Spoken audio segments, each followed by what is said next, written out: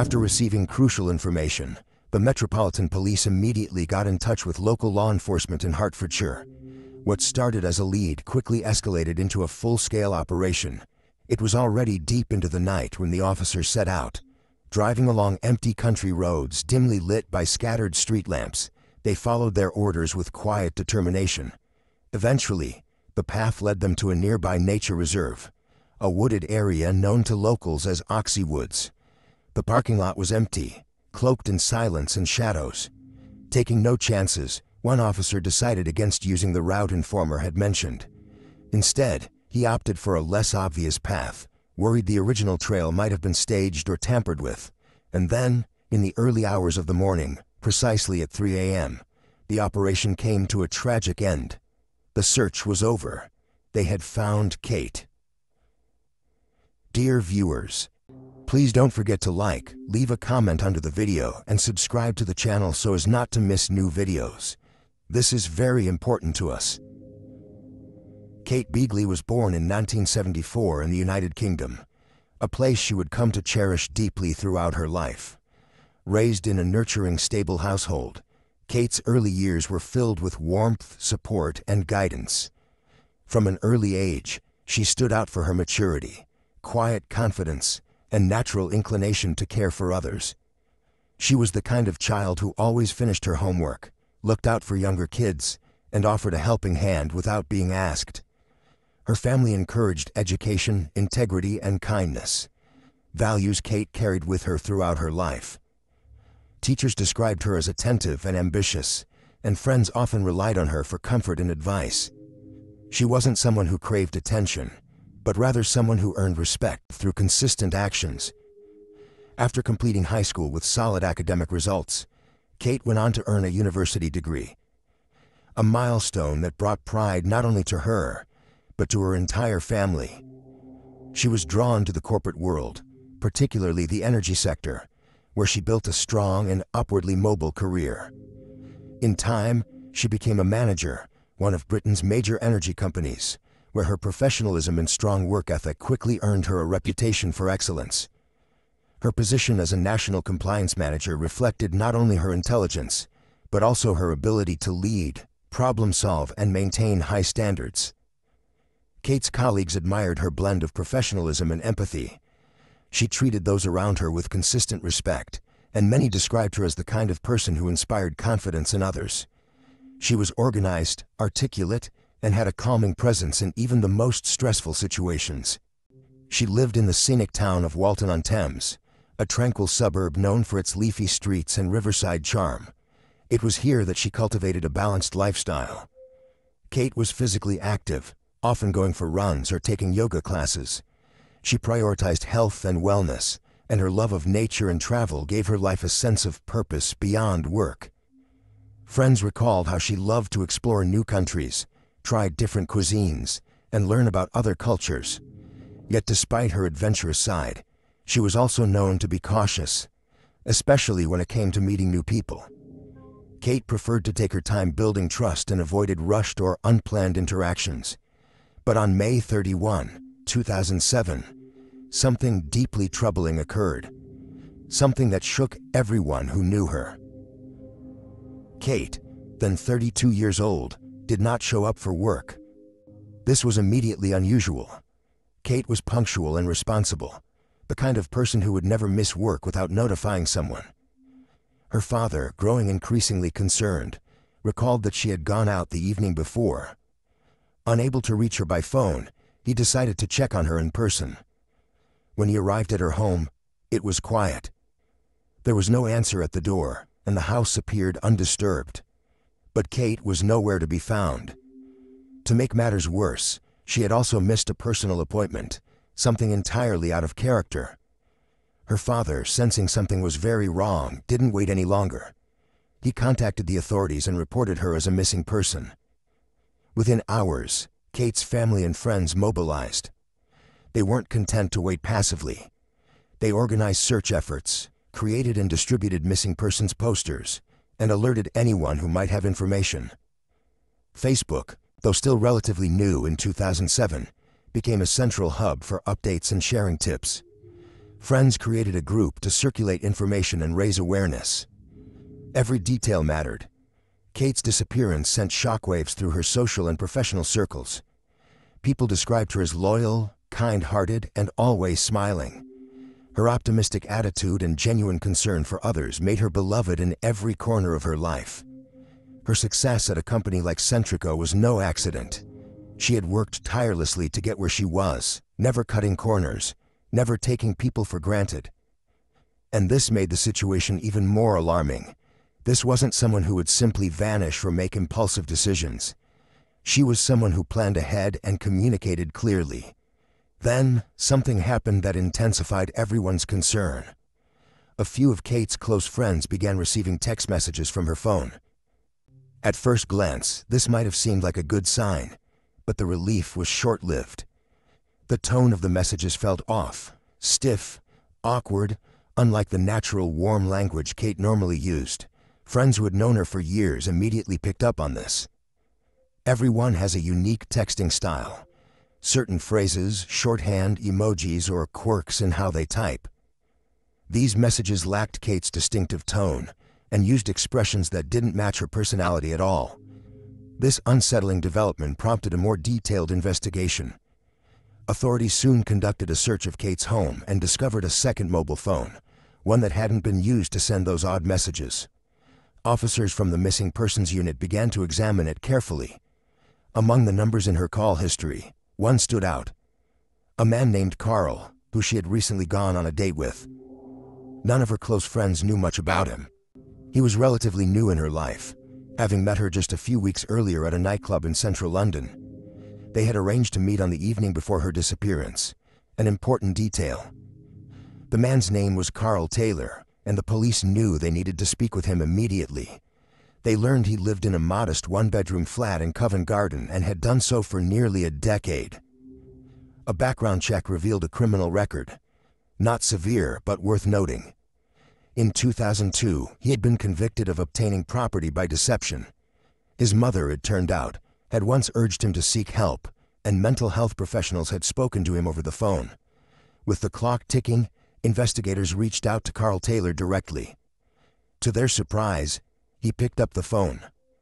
During their conversation, he confirmed that he had in fact met up with Kate the night before. According to him, after their meeting, she dropped him off at Twickenham, where he caught a bus home. He claimed he hadn't seen or heard from her since. However, something about his story didn't quite add up. When officers spoke with Carl's mother, her recollection raised red flags. She mentioned that in the early hours of May 31, Carl had arrived home in a car she didn't recognize, a Volkswagen Golf. He seemed preoccupied and had been seen cleaning the vehicle meticulously. The timing and behavior struck her as strange, but she hadn't connected it to anything specific at the time. Now that detail became a potential clue. When police initially contacted Carl Taylor about the disappearance of Kate Beagley, his explanation raised more questions than it answered. He claimed that the Volkswagen Golf he was driving, Kate's car, had been loaned to him by a woman who needed it cleaned so she could take her children to school. At first glance, this might seem like a favor between acquaintances, but the story immediately fell apart under even the slightest scrutiny. This wasn't just any woman. This was Kate, who at the time had already been reported missing. If she'd indeed dropped him off in Twickenham and simply gone her own way, why would he be in possession of her vehicle the following morning? More troubling still, why hadn't he come forward with this information when police contacted him earlier, clearly concerned about her whereabouts? If there had been an innocent explanation, most people would have been eager to assist, not evasive or selective with details. As the investigation progressed, it became clear that the car wasn't the only item of Kate's and Carl Taylor's possession. Detectives uncovered that early that same morning, just before 6 a.m., he had handed his mother a stack of shopping vouchers. This was not a typical gesture for him, and the suddenness of it raised eyebrows. Upon further examination, it was discovered that the vouchers weren't his to give. They had been taken from the glove box of Kate's car. Even more alarmingly, investigators learned that Carl had also sold a mobile phone to a friend. A phone that turned out to belong to Kate. He was reportedly pleased about his new car, and was openly talking about it in the hours following her disappearance, showing no outward sign that anything was wrong. These inconsistencies and careless actions stood in stark contrast to the serious situation unfolding around him. Further inquiries brought to light that Kate's car had been captured on surveillance cameras just before midnight on May 30, crossing Chiswick Bridge in a direction completely opposite to where Kate lived. The driving behavior was erratic, enough to catch the attention of a police officer who witnessed the scene firsthand. That officer logged a check through the national system, a move that later became a critical timestamp in the investigation. With every passing hour and every new detail, the situation was growing increasingly dire. Carl Taylor was 27 years old at the time. Known to have trained in martial arts and having worked as a football coach and a personal fitness instructor. On paper, he appeared fit, confident, and socially active. But as the investigation closed in, a different picture was beginning to emerge. One marked by evasive behavior and actions that simply didn't align with someone who had nothing to hide. Authorities determined it was time to bring him in for a formal conversation. If this truly was a misunderstanding, as he seemed to suggest, then an in-person interview would allow him to explain himself fully and help move the investigation forward. However, when officers attempted to reach him again, the man who had so readily picked up his phone earlier that day had now gone completely silent. It's worth noting that police calls often appear as withheld or no caller ID, a fact not lost on those who wish to avoid them. Officers, suspecting Carl may have been screening calls, decided to take a more informal approach, using a personal number. This tactic worked. Carl picked up but once again offered only the bare minimum of information. His story hadn't changed, and yet it still didn't hold up. The officers informed him that two of them would be coming up to London to take a formal statement. Given the concerning gaps in his account and the possessions of Kate's that had turned up in his hands, phone conversations were no longer sufficient. Surprisingly, Carl didn't object. But his response was unusual. Instead of offering to meet at a police station or in a neutral location, he suggested they meet him at a party he planned to attend that evening at a flat in Holland Park. For detectives working a missing persons case, this was a peculiar development. A woman he had recently gone out with had vanished under worrying circumstances, and rather than express concern, Carl was headed to a social event. His attitude didn't reflect the seriousness of the situation. The officers met him at the party, pulling him aside into a quieter room for a conversation. But even face-to-face, Carl remained distant. His responses were vague, his timeline shaky, and his demeanor noticeably closed off. As the party began to fill up, the atmosphere became less conducive to a police inquiry. Music grew louder. People laughed and mingled. Alcohol was being passed around. This wasn't just inconvenient. It was deeply inappropriate under the circumstances. Carl's behavior shifted again. He grew increasingly irritated, his body language more tense. The officers began to feel uneasy. Given his martial arts background and the unpredictability of the setting, the decision was made to remove him from the flat in a controlled and discreet manner. Backup was called in from the Metropolitan Police to assist if needed.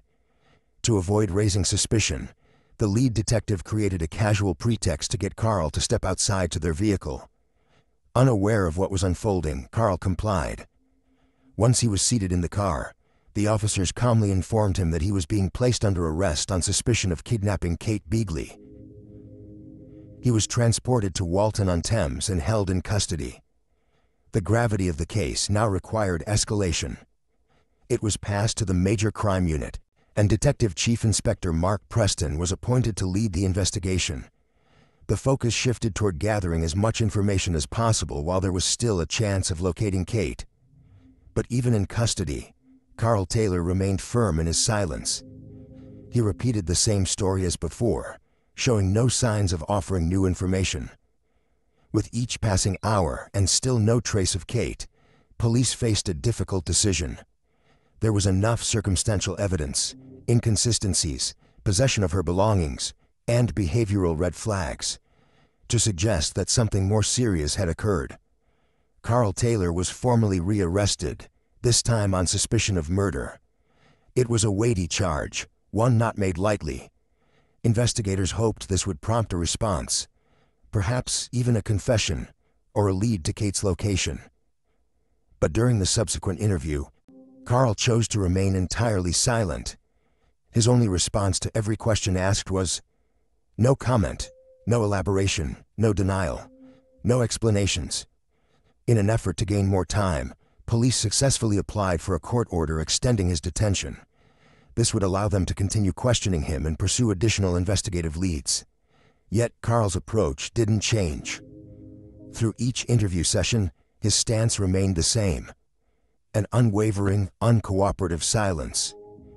As hope began to dim and the pressure increased, investigators pushed forward. There were still pieces missing in this puzzle, but they were now certain of one thing: the story Carl Taylor had told wasn't just incomplete. It was a cover. In the critical hours following his arrest, Carl Taylor continued to withhold information that could help bring clarity to the growing investigation. Despite being presented with multiple inconsistencies in his story and confronted with the troubling reality that he had been captured on CCTV footage topping up fuel in Kate Beagley's Volkswagen Golf, he gave no explanation for his actions. When questioned directly about the footage and the car, he offered no clarification whatsoever. What made the situation even stranger was a detail that left officers puzzled. He had only added 1 pound worth of petrol to the vehicle.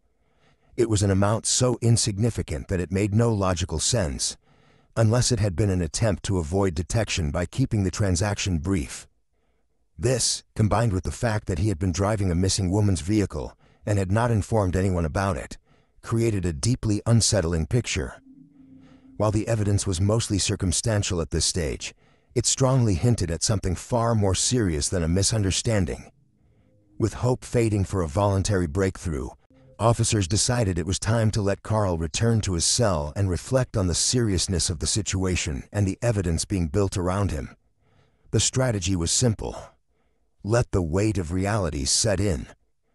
That Sunday night, after hours of stonewalling and silence, Carl was permitted a phone call to his mother. A standard right, but one that often offers emotional insight for investigators monitoring behavior.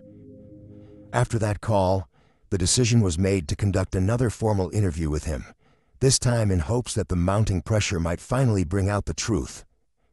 Meanwhile, Detective Chief Inspector Mark Preston, who had been tirelessly leading the case, had now been awake for over 24 consecutive hours.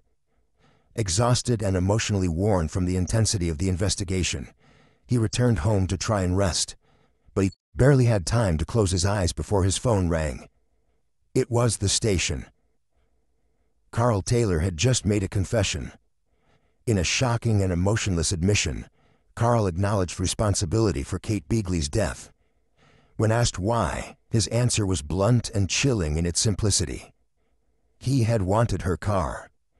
That was the motive. That was the reason.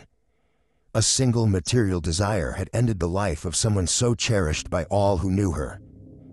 Carl revealed that Kate was in the Watford area of Hertfordshire. Upon receiving this information, the Metropolitan Police contacted local officers in Hertfordshire to coordinate what would now become a major operation. Every step had to be carefully planned. Carl was still in custody, and transporting him required not only high-level security but also constant filming and recording, both for legal transparency and to preserve every piece of evidence that might arise along the way. It was well into the night when the journey began. Officers, driving through quiet roads under dim streetlights, followed Carl's instructions as he navigated them toward the location. There was still a possibility this could be a false lead, another misdirection. But they had no choice but to follow it through. Eventually, Carl led them to a local nature reserve, a woodland area known as Oxey Woods. The car park was deserted, shrouded in silence and darkness, the kind of setting that made even seasoned officers uneasy. Carl stepped out and began directing them into the trees. Out of an abundance of caution, an officer decided to take a non-obvious path, avoiding the most direct trail Carl had indicated, in case it had been manipulated or concealed in some way. And then, in the early hours of the morning, at 3 a.m., the investigation reached a heartbreaking conclusion. The search was over, the site was immediately secured, Floodlights were brought in, the area was cordoned off, and crime scene specialists began the meticulous process of collecting every possible trace of evidence. Forensic investigators worked in silence, their movements careful and deliberate. Later that morning, a statement from Kate's family was released to the public. It was a message filled with love, pain, and remembrance. Her parents and her brother Guy spoke of Kate as a loving, thoughtful, dependable, loyal, and tremendously popular daughter, sister, granddaughter, godmother, and friend, who was devoted to her family and friends. They said that she would be missed by everyone who knew her, every day and in every way. The response from the community was overwhelming. Flowers were left at the entrance of Oxy Woods. Strangers, moved by the story and its outcome, came to pay their respects. One card left behind read, "I never met you, but I feel like I have known you for a lifetime. My heart goes out to all those who were blessed with your love and friendship. The world is a sorer place without you." Despite exhaustive efforts at the scene, few personal items were recovered. Kate had to be formally identified through DNA testing. No murder weapon was found, and extensive fingertip searches yielded no additional belongings. Later, Carl revealed that after leaving the scene, he had thrown the evidence out of the car window while driving on the motorway. He also admitted to using some of the bottled water Kate kept in her car, casually, as if none of what had happened bore emotional or moral weight. Detectives now turned their attention to locating Kate's vehicle, which they believed could still contain critical evidence. Carl eventually disclosed its location, saying he had abandoned it on a housing estate in North London. When officers arrived, the car was exactly where he had said it would be. For Kate's loved ones, the days following were a blur of grief, disbelief, and unanswered questions. It was hard to reconcile the calm, everyday routine that Kate had lived with the violent end she had met. The entire ordeal felt surreal, especially given how sudden and unfathomable it was. Her family and friends struggled to find peace while still trying to understand what had really happened that night. Now, having offered his confession, Carl agreed to revisit the pub in Richmond Hill where he and Kate had gone for their first and only date. Across the road from the establishment was an embankment that overlooked the River Thames, a scenic spot with benches and a view. Investigators hoped that walking through the evening's events might unlock more details, pieces of the puzzle that could help them build the clearest picture possible of the timeline and motive. Eventually, with the full body of evidence before them, the confession, the location of Kate's, the recovered car, and other circumstantial connections, the Crown Prosecution Service approved a formal charge of murder against Carl Taylor. But in a stunning twist, despite having confessed, Carl pleaded not guilty in court. He now claimed that what had occurred had been in self-defense. This late pivot added a new layer of complexity to the case. Prosecutors were determined to ensure justice would be served, and to strengthen their case further, police investigators returned once more to the Oxy Woods Nature Reserve, determined to ensure that no stone had been left unturned, and that no potential clue, no matter how small, would be missed. In the weeks following his arrest and confession, Carl Taylor's behavior while on remand revealed a darker side of his personality, one that was not only troubling but deeply manipulative. It would later be reported that during his time behind bars, Carl had befriended two of the UK's most notorious offenders, Levi Belfield and Mark Dixie. Though this fact wasn't public knowledge at the time, it would come to light that Carl had grown surprisingly close to both men while in custody at Belmarsh Prison, one of the country's highest security facilities. According to Laura Richards, a respected criminal behavioral analyst and former head of the Homicide Prevention Unit at Scotland Yard, these three men did more than just share a prison wing. They shared strategies. She revealed that Belfield and Dixie had developed an odd, almost conspiratorial rapport after being housed in adjacent cells, which allowed them to communicate regularly.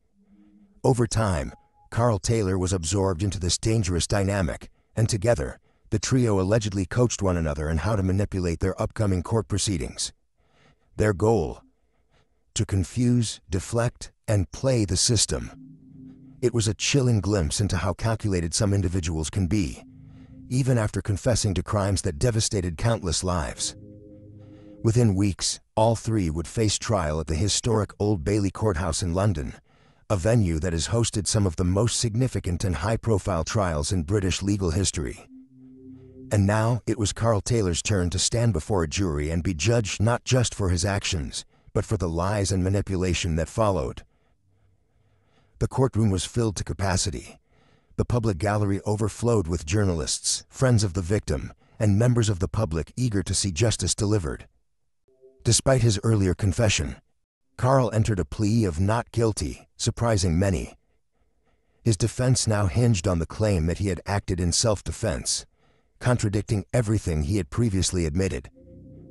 The prosecution opened their case by reminding the jury that Carl had confessed to the killing. Unprompted, uncoerced, and in explicit terms. The evidence, they argued, did not support any notion of self-defense. It was clear-cut, deliberate, and senseless. The jury was then walked through the timeline. Carl and Kate had first met on the 18th of May at a nightclub in Piccadilly, central London. After exchanging numbers and chatting, they agreed to go on a more formal date 2 weeks later.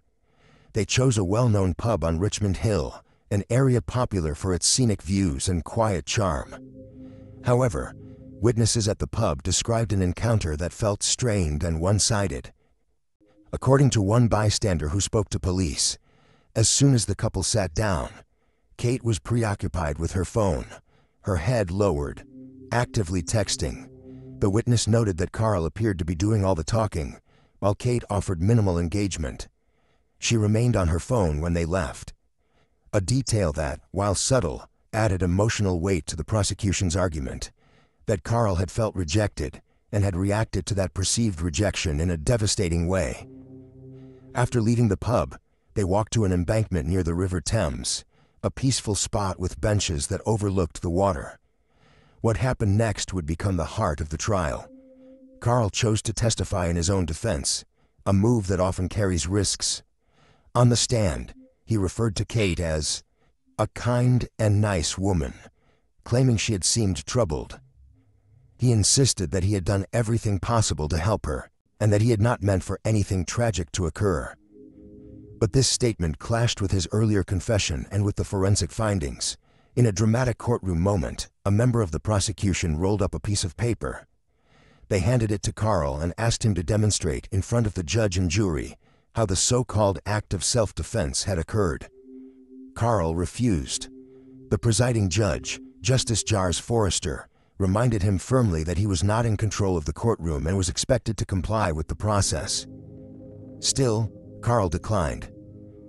"I didn't know what to do," Carl told the court. "I just stood there in awe. I was crying profusely. I lay on the grass and looked at the sky."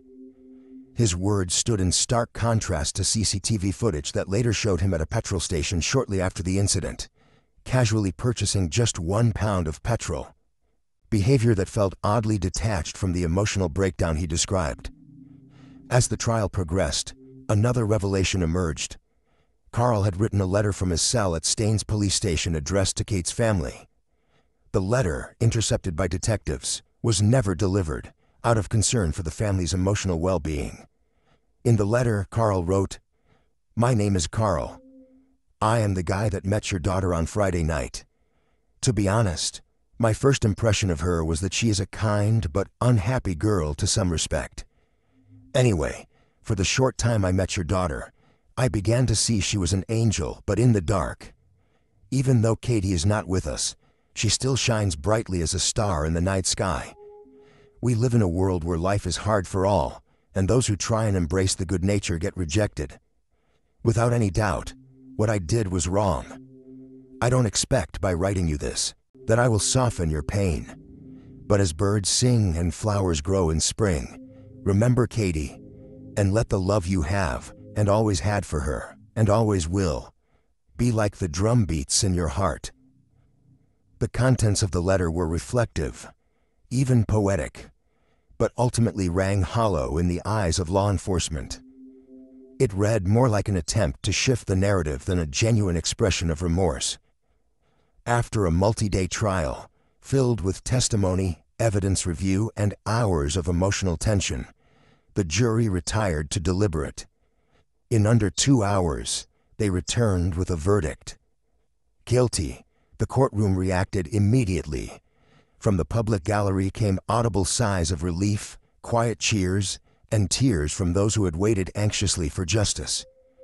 Carl Taylor was sentenced to life in prison, with a minimum term of 30 years before he would even be considered eligible for release. In delivering the sentence, Judge Forster addressed Carl directly, stating, "I am satisfied that this was a murder. She was doing no more than looking to you for friendship." As the judge delivered the final words of sentencing, the atmosphere in the courtroom was tense. There was a sense of gravity, a shared understanding that this case had shaken everyone who followed it. From investigators and court staff to members of the public and Kate's grieving family. During the sentencing, Judge Forster did not hold back. He addressed Carl Taylor with a piercing clarity, condemning his actions and the devastating consequences they had caused. At one point, as the judge laid out his conclusions in solemn detail, Carl interrupted. He spoke quickly, trying to interject. "I didn't, Your Honor," attempting once more to cast doubt, to rewrite a version of events that had already been sealed by evidence, testimony, and a unanimous jury. But the court had heard enough. The interruption did nothing to change the outcome. The judge pressed on with his assessment, unwavering. The verdict, life imprisonment with a minimum of 30 years, brought a degree of closure to the legal chapter of this tragedy, but it could not undo the deep and lasting sorrow it had left behind. The pain of losing someone so full of promise, so deeply loved, was something that would live on in every moment for those who knew Kate. Today, the place has become a quiet memorial. Flowers now mark the spot, placed with care by friends, strangers, and those who continue to carry her memory with them. Tucked among the bouquets are handwritten notes, simple but poignant. One message read, "We miss you, Kate, and wish you were still this side of the rainbow." That sentiment, one of love and longing, speaks for many who followed the case, who watched in disbelief as the story unfolded, and who mourned a life. In the moments following the conclusion of the trial, Kate's father, Alan Beagley, stood outside the courthouse to speak to gathered reporters. His voice was steady, but his grief was undeniable. "I speak for all of us," he said, "when I say that our lives will never be the same again. Our family has been devastated, and life now seems empty and meaningless without Kate. There's a void that nothing will ever fill." His words captured the unspeakable pain of parents who had lost their only daughter. Not to illness, not to accident, but to the deliberate actions of someone who had entered her life under the pretense of friendship and then destroyed it without cause. In the aftermath of the conviction, several members of law enforcement were formally recognized for their commitment and determination. 7 detectives from Surrey Police, along with a dedicated analyst from the Metropolitan Police, received commendations for their part in unraveling a complex and emotionally charged case. Their efforts had spanned weeks of interviews, cross-force coordination, forensic examinations, and moment-by-moment analysis of surveillance and digital evidence.